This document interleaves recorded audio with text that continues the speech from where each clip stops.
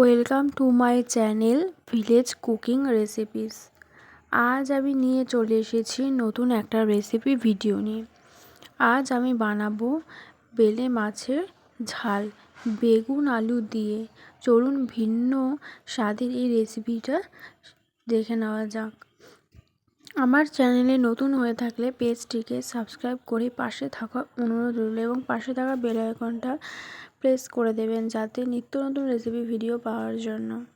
চলুন আমি এখানে কড়াই বসিয়ে দিয়ে কড়াইটাকে গরম করে নিয়ে সর্ষের তেল দিয়ে দিয়েছি। এবার আমি আলুগুলো ভেজে নেব। দিয়ে দিয়েছি হাফ লবণ দিয়ে আমি আলুগুলোকে লালচে করে ভেজে নেব। ভেজে নিয়েছি। এবার কড়াইটা আবার কিছুটা তেল দিয়ে দেবো কেটে রাখা বেগুনগুলো আমি ধুয়ে পরিষ্কার করে জল ঝরিয়ে নিয়েছিলাম। বেগুনগুলোকে আমি ভেজে নেব। লবণ পরিমাণ মতো লবণ আর হাফ চামচ হলুদ দিয়ে বেগুনটাকে আমি ভেজে নেব।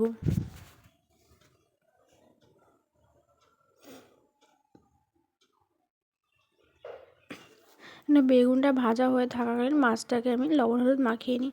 মাছটাকে ধুয়ে পরিষ্কার করে লবণ হলুদ মাখিয়ে নেব। হাফ চামচ লবণ আর হাফ চামচ হলুদ গুঁড়ো দিয়ে আমি মাছটাকে মাখিয়ে রেখে দেব। দেখুন কি সুন্দর এখানে বড় সাইজের বেলে মাছের ঝাল কিন্তু খেতে হেভি সুস্বাদু হয়। বেগুনগুলো লালচে করে ভেজে নিয়েছি। এবার আমি তুলে নেব। কড়াই কিছুটা তেল দিয়ে মাছগুলোকে ভেজে নেব। দেখুন একটা মাছও কিন্তু লেগে যায়নি এবং একটা মাছও ভেঙে যাবে না। এবার দিয়ে দেব ফোড়নে কালো জিরা আর আদা জিরা লঙ্কা বাটা, দিয়ে দেবো লবণ আর দিয়ে দেবো হলুদ দিয়ে মশলাটাকে ভালো করে কষিয়ে নেব। আমি এখানে বাটা মশলা দিয়েছি, আপনারা চাইলে গুঁড়ো মশলাও দিতে পারেন। এবং ভেজে রাখা আলু আর বেগুনগুলোকে দিয়ে দেবো এবং মশলার সাথে ভালো করে কষিয়ে নেব। এখানে দিয়ে দেব আমি উষ্ণ গরম জল।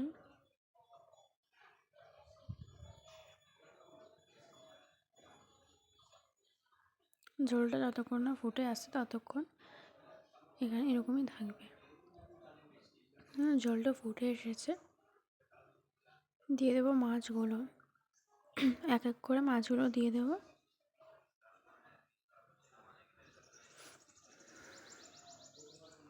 এবার মাছগুলো দিয়ে ভালো করে নাড়াচাড়া দিয়ে দেবো যাতে মশলার সাথে ঢুকে যায়।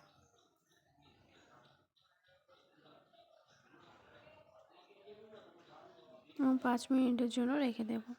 এবার দিয়ে দেব কেটে রাখা ধনেপাতা কুচি।